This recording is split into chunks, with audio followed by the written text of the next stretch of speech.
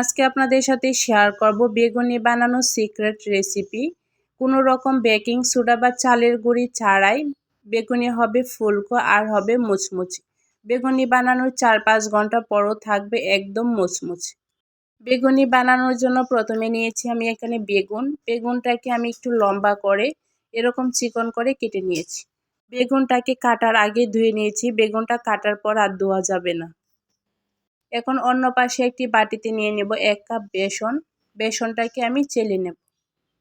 এখানে আমি বেগুনিটা আজকে বেসন দিয়ে বানাবো, কোনো রকম চালের গুঁড়ি বা কর্নফ্লাওয়ার অ্যাড করব না।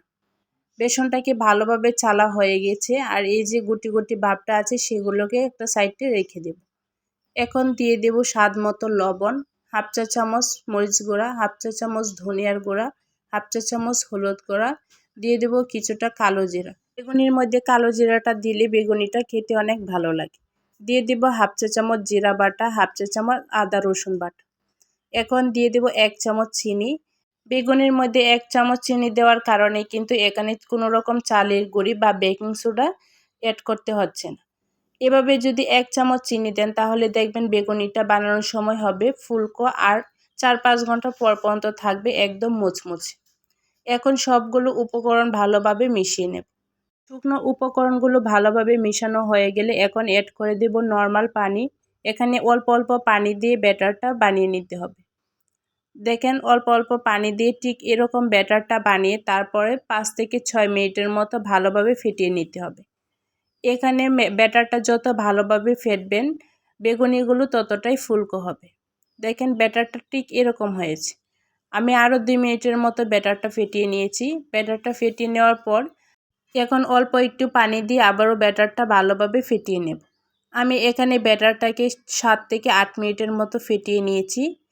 দেখেন ব্যাটারটা ঠিক এরকম হয়েছে। ব্যাটারটা চেক করার জন্য একটি আঙ্গুল ডুবিয়ে এভাবে চেক করে নেবেন। যখন দেখবেন আঙ্গুলটা আর দেখা যাচ্ছে না তখন বুঝবেন ব্যাটারটা পারফেক্টভাবে হয়েছে।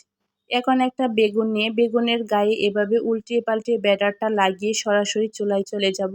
আগে থেকে চুলার মধ্যে তেল বসিয়ে রেখেছি আর তেলটাকে ভালোভাবে গরম করে নিয়েছি। তেলটা যখন ভালোভাবে গরম হয়ে আসবে এই পর্যায়ে বেগুনিটা দিয়ে দিতে হবে।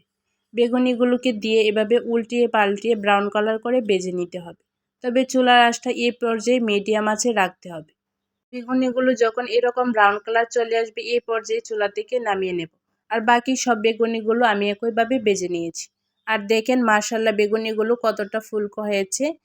আপনারা দেখে হয়তো বুঝতে পারছেন বেগুনিগুলো বেকিং সোডা ছাড়া কতটা ফুলকো হয়েছে। বেকিং সোডা ছাড়া এভাবে বেগুনিটা বানিয়ে দেখতে পারেন।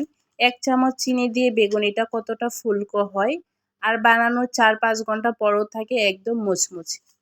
এখন আপনাদেরকে একটু ভেঙে দেখিয়ে দিচ্ছি বেগুনিগুলো কত পারফেক্টভাবে হয়েছে। বেগুনি বানানোর সিক্রেট রেসিপিটি আপনাদের কাছে কেমন লেগেছে কমেন্ট করে জানাতে ভুলবেন না। ভিডিওটা শুরু থেকে শেষ পর্যন্ত দেখার জন্য ধন্যবাদ সবাইকে।